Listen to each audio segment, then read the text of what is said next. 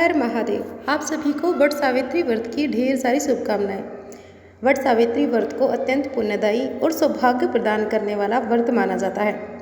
यह व्रत विशेष रूप से सुहागिन महिलाएं अपने पति की लंबी आयु की कामना से करती हैं, उनके सुखी दाम्पत्य जीवन के लिए करती हैं और अखंड सौभाग्य पाने की कामना से करती हैं। इस दिन बरगद के पेड़ की पूजा होती है।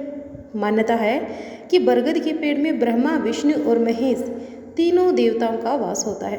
कई स्थानों पर तो महिलाएं इस दिन निर्जल व्रत भी रखती हैं।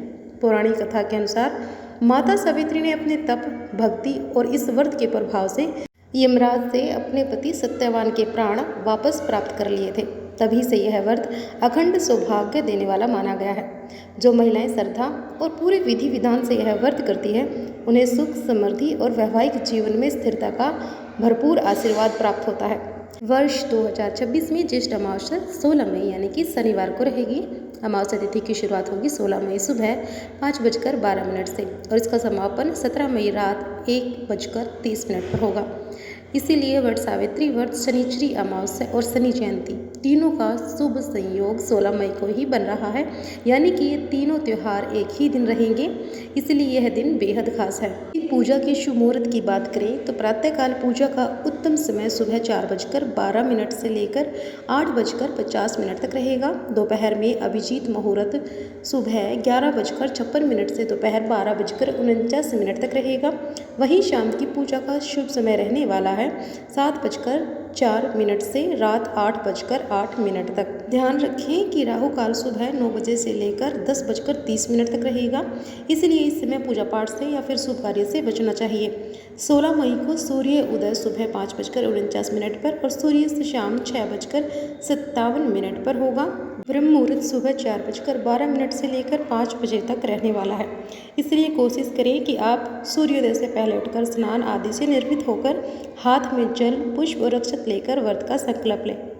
यह व्रत निर्जला और निराहार रखा जाता है, लेकिन यदि किसी महिला को स्वास्थ्य संबंधी कोई परेशानी है तो वो इस दिन फलाहार भी कर सकती हैं और जल भी ग्रहण करके व्रत रख सकती हैं।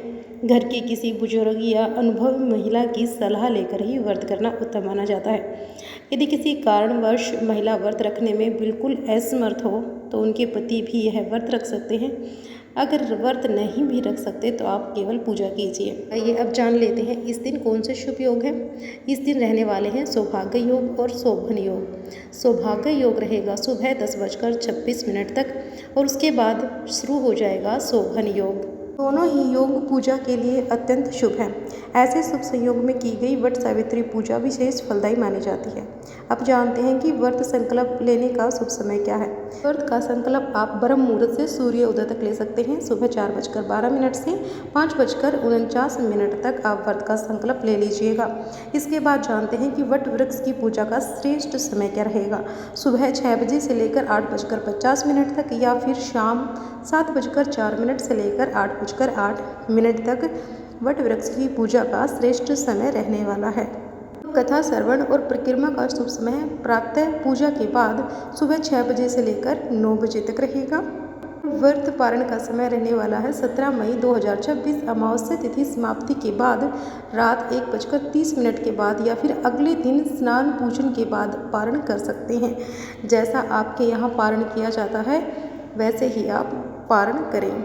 ये अब बात करते हैं पूजा के बारे में। इस दिन वट वृक्ष की पूजा सबसे महत्वपूर्ण मानी गई है, इसलिए आप कोशिश करें कि किसी पुराने बरगद के पेड़ की पूजा करें। यदि आसपास वट वृक्ष उपलब्ध ना हो तो आप तुलसी जी में वट वृक्ष का ध्यान करके पूजा कर सकते हैं, लेकिन कोशिश करें कि आप वट वृक्ष की ही पूजा करें। कुछ लोग नर्सरी से छोटा वट पौधा लाकर भी उसकी पूजा करके बाद में उसे मंदिर या किसी पवित्र स्थान पर रोपित करते हैं। पूजा में माता सावित्री, सत्यवान, यमराज, ब्रह्मा, विष्णु, महेश और गौरी गणेश की प्रतिमा या चित्र का विशेष महत्व होता है।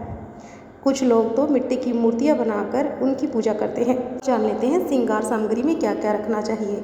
तो हमें श्रृंगार सामग्री में सिंदूर, लाल चूड़ी, बिंदी, मेहंदी, काजल, आलता और लाल वस्त्र विशेष रूप से शुभ माने जाते हैं। महिलाएं इस दिन 16 श्रृंगार करके पूजा करती हैं, नए वस्त्र धारण करती हैं। अगर नए वस्त्र धारण करना संभव ना हो तो साफ और धुले हुए वस्त्र आपको पहनने चाहिए। वट सावित्री व्रत में काले भीगे हुए चने और गुलगुले का विशेष महत्व होता है, इसलिए काले चनों को एक दिन पहले भिगोकर अंकुरित कर लें। इन्हीं का भोग लगाया जाता है और पारण भी इन्हीं से किया जाता है। इसके अलावा मौसमी फल आम, तरबूज, खरबूजा, मिठाई, पूरी, पुए, धूप, दीप, कपूर, रोली, अक्षत, सुपारी, पान, कलावा और जल से भरा कलश पूजा में शामिल करें, जिसकी जितनी सामर्थ्य हो। बरगद के वृक्ष की परिक्रमा करते समय महिलाएं कच्चा सूत या कलावा पेड़ के तने में लपेटती हैं। कई जगह 108 परिक्रमा की परंपरा है तो कई जगह 5, 7 या अपनी श्रद्धा के अनुसार परिक्रमा की जा सकती है। इस व्रत में बयाना देने की भी परंपरा होती है।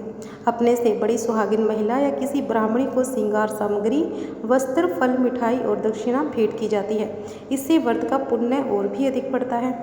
इस दिन हमें कथा भी जरूर सुननी चाहिए, तभी व्रत का फल पूरा मिलता है। आपके इस शिव शक्ति चैनल पर कथा भी सुनाई जाएगी, इसलिए कथा भी जरूर सुने और वीडियो को लाइक, शेयर और चैनल को सब्सक्राइब करना बिल्कुल भी ना भूलें। कमेंट बॉक्स में अपनी राय अवश्य दें। हर हर महादेव।